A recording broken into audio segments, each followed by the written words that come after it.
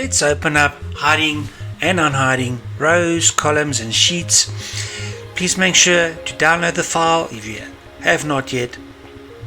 So sometimes in Excel we need to hide our sheets, or we need to hide rows, or we need to hide columns, and that can just be maybe because of the amount of information that is contained within our document.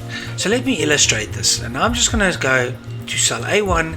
I'm going to make sure I select all. I'm going to go cell A1, Control A to select all. I'm going to go Control A, Control C to copy it, Control V to paste it, and I'm going to paste this a couple of times.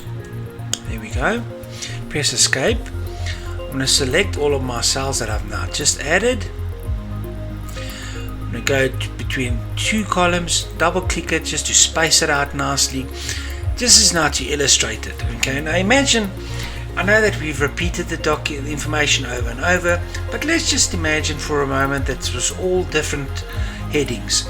And now because there's so much of information on this document, we really need to maybe trim it down. Okay, so what we can do is, let's say for instance we decide that out of the information that we are seeing on screen, maybe column E to column H, we don't necessarily need to see that information right now. So we select column E to H. We're then going to go right click, and then we're going to go and hide.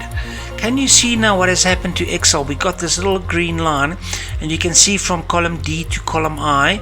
Let's just select column L. Can you see there we got those two lines between next to each other, and the fact that there's D to I illustrates that it's been hidden. Let's select maybe N to Q. Let's right click that as well, and let's hide that information.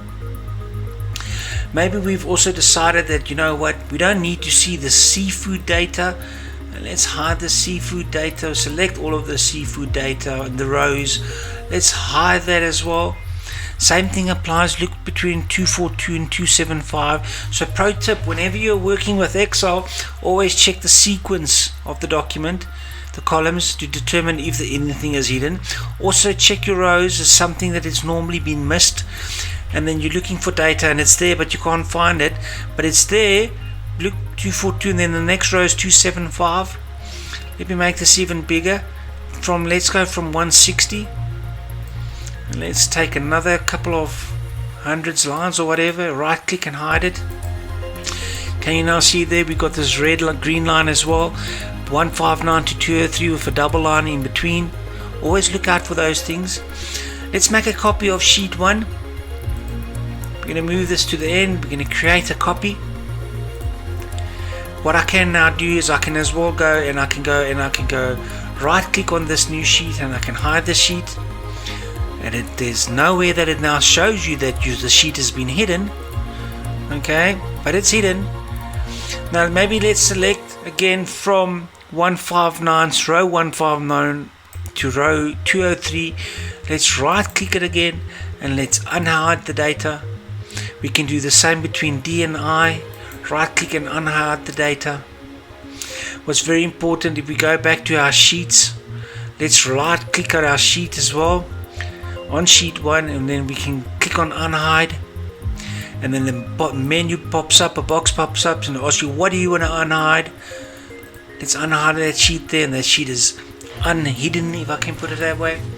So hiding and unhiding, hiding data is very nice, simply because of large sets of data and you want to trim it down due to screen space on your screen. You don't want to continuously scroll left and right and left and right. Hide the columns that you don't need, or highlight the rows that you don't need. It reduces the size of the information on screen, and you can look at the data just better.